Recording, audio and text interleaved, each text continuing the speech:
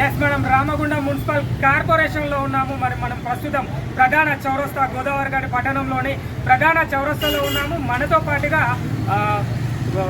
జాతీయ నాయకులు, మరి ఎస్సీ మాల సంఘానికి సంబంధించిన జాతీయ నాయకులు కృష్ణ స్వరూప్ గారు ఉన్నారు. ఒకసారి DBP పార్టీ అంటే దళిత బహుజన పార్టీ అని చెప్పేసి ఎంపీ పార్లమెంటరీ నియోజకవర్గానికి సంబంధించి వాళ్ళు ఇక్కడికి రావడం జరిగింది. మనతో పాటుగా ఎస్సీకి సంబంధించిన మాల బిడ్డలందరూ ఉన్నారు. ఒకసారి వారితో మాట్లాడే ప్రయత్నం చేద్దాము.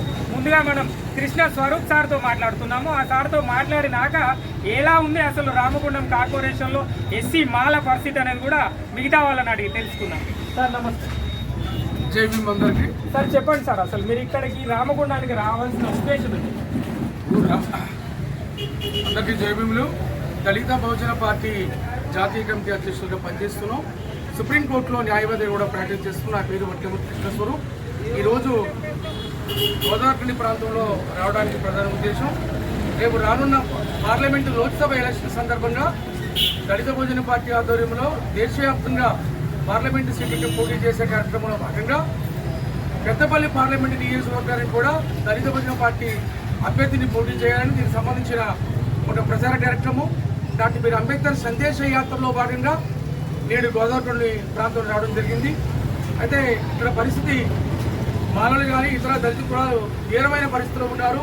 కేవలం అగ్ర కులాలు దోపిడీ రాబంతుల రాజకీయ పార్టీలకి ఓట్లు వేసి అలిసిపోయి తీవ్రమైన నిరాశతో నిస్పృహతో పరిస్థితి ఉన్నది. కాబట్టి రాజకీయ చైతన్యం లేకుండా కేవలం దోపిడీ కులాలకు ఓట్లేసి వాళ్ళని రాజులు చేసి మనం తీవ్రమైన అన్యాయం పరిస్థితి నడుస్తుంది. వాస్తవానికి రేపు నరేంద్ర మోడీ ప్రభుత్వం కానీ తిరిగి మరలా వాళ్ళు పార్లమెంట్లో గెలిస్తే ఇప్పుడున్న అంబేద్కర్ రాసిన రాజ్యాంగాన్ని, మన రిజర్వేషన్లు, మన హక్కులు, మన జీవన హక్కులు, సామాజిక హక్కులు, ఆర్థిక హక్కులు, స్వేచ్ఛ, సమానత్వం, సౌభ్రతత్వం, సోషల్ జస్టిస్ అన్నీ పోతాయి. మరి ఒక బీజేపీ పార్టీ కాదు, నరేంద్ర మోడీ ప్రభుత్వం కాదు, బీజేపీకి మద్దతుగా ఈ రాష్ట్రంలో తెలంగాణ కానీ, ఆంధ్రప్రదేశ్ కానీ, దక్షిణ భారతదేశంలో కానీ బీజేపీకి మద్దతుగా పరోక్ష మద్దతుగా పనిచేస్తున్న అటు బీఆర్ఎస్ కానీ కాంగ్రెస్ పార్టీ వాళ్ళు కేవలం వాళ్ళు పవర్ వచ్చిన తర్వాత ఆ పదవులు ఎంజాయ్ చేసుకున్న పనిలో పడ్డారు తప్ప దళితుల భవిష్యత్తు గురించి కానీ, దళితుల హక్కుల గురించి కానీ, మరి అంబేద్కర్ నాయకత్వంలో రాజ్యాంగం రేపు తీసేస్తే వీళ్ళ భవిష్యత్తు ఏంటనే ఆలోచన చేసే పరిస్థితి లేదు. వాళ్ళంతా హాయిగా పదవుల్లో ఎంజాయ్ చేస్తున్నారు తప్ప కాంగ్రెస్ పార్టీ వాళ్ళు కూడా దళితుల పట్ల ఒక బాధ్యతాయుతమైన పరిస్థితి లేదనే విషయం అర్థమవుతుంది. ఇక బీఆర్ఎస్ అయితే అది పరోక్షంగా నరేంద్ర మోడీ ప్రభుత్వం సమర్థిస్తున్నారు.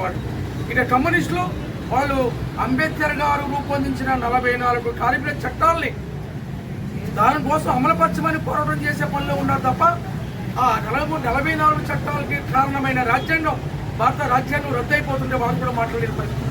ఇలాంటి పరిస్థితుల్లో ఎస్సీలు, ఎస్టీలు, బీసీలు, మైనారిటీలు, ముస్లింలు, క్రైస్తవులు, ఓసీలు ఉన్న పేదలు మొత్తం దళిత భోజన జాతులు మానవ హక్కులు రేపు కాలరాయబడుతున్నాయి.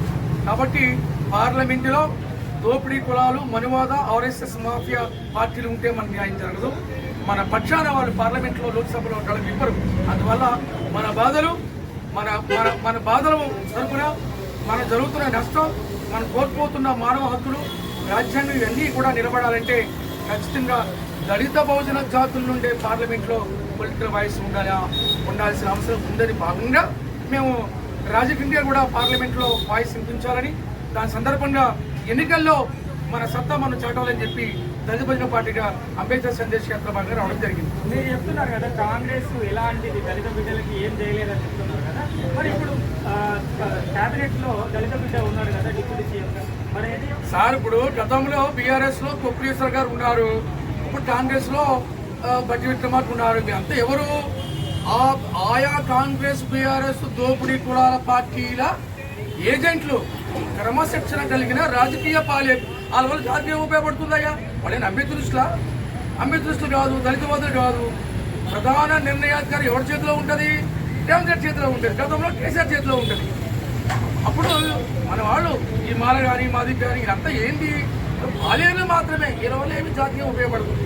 మీరు చెప్పండి. ఇప్పుడు దళిత బహుజన పార్టీ నుంచి ఇక్కడ పార్లమెంట్ పెద్దపల్లి నియోజకవర్గంలో పోటీ చేయాలనుకుంటున్నారా? సార్, రానున్న పార్లమెంట్ ఎన్నికల్లో తెలంగాణ, ఆంధ్రప్రదేశ్, కర్ణాటక, తమిళనాడు, ఒరిస్సా, ఢిల్లీ, యూపీ, మహారాష్ట్ర రాష్ట్రాల నుండి దాదాపు 100 పార్లమెంట్ నియోజకవర్గాలకి మేము కసరత్తు చేస్తున్నాం. అందులో భాగంగా తెలంగాణలో ఉన్న 17 పార్లమెంట్ కాన్స్టిట్యూన్సీ కూడా మేము నామినేషన్ వేస్తాం. ఈ ఎస్సీ రిజర్వ్డ్ పెద్దపల్లి కాన్స్టిట్యున్సీ భారతదేశంలోనే ఒక ప్రత్యేకత ఈ నియోజకవర్గం నుంచి పెద్దపల్లి పార్లమెంట్ కాన్స్టిట్యున్సీకి ఖచ్చితంగా రేపు ఈ నెలాఖరుని తెలంగాణలో ఉన్న 17 పార్లమెంట్ జాబితా మేము ప్రకటిస్తాం. ఇక్కడ పెద్దపల్లి పార్లమెంట్ నియోజకవర్గం నుంచి కూడా దళిత బహుజన పార్టీ తరఫున ఒక ఉద్యమ నాయకుడిని కూడా మేము పరిశీలిస్తున్నాం.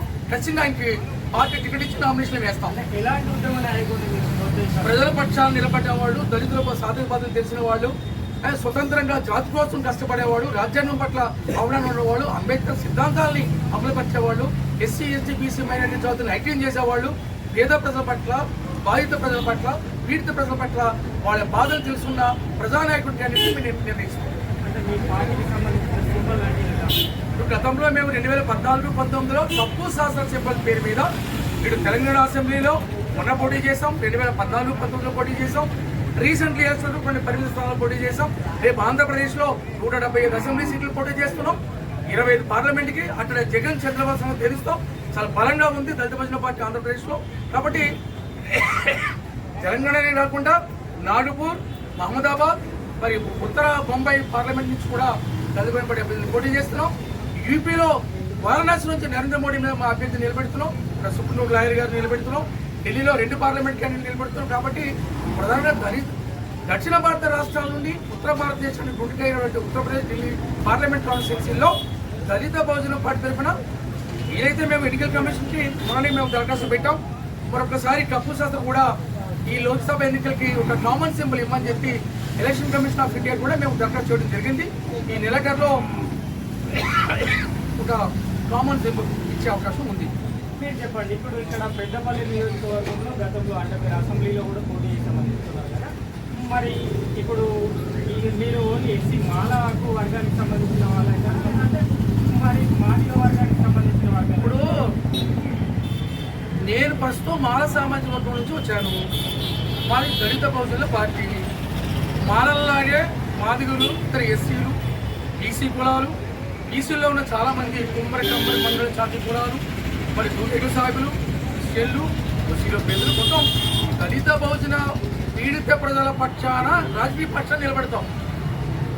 మరి ఇదే రాబోయే అంటే లోక్సభ ఎన్నికల్లో మిమ్మల్ని పిలిచి ఏదైనా ప్రభుత్వం అంటే ప్రస్తుత ప్రభుత్వం కావచ్చు, ప్రతిపక్షం కావచ్చు, మిమ్మల్ని పిలిచి మీరు మాకు సహకరించండి లేదంటే మీరు మీకు ఏదైనా అవకాశం ఇస్తామని చెప్పేసి మీరేనా సార్, ఇది పక్క అంబేద్కర్ సిద్ధాంతం గల రాజకీయ పార్టీ.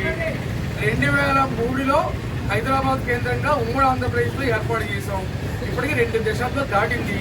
24-30 సంవత్సరాలకు వచ్చాము. ఎప్పుడు కూడా ఏనాడు కూడా ఏ దోపిడీ కులాల పార్టీలు కానీ దొంగలు కానీ మేము మద్దతు ఇవ్వము. వాళ్ళ రైతులకు మన అవసరం లేదు, రాజ్యాధికారం కావాలి. కొంత లేట్ అయినా ఖచ్చితంగా మేము పాలకవర్గంగా మేము వస్తాం. రేవంత్ రెడ్డి కాదు కదా, కేసీఆర్ కానీ వీళ్ళ కాలేజీ కానీ ఎవరు కూడా మమ్మల్ని పిల్లలు, ఎందుకంటే వాళ్ళకి తెలుసు వీళ్ళు పక్క అంబేద్కర్ పార్టీ వీళ్ళతో మేము వీళ్ళు లొంగరు అని.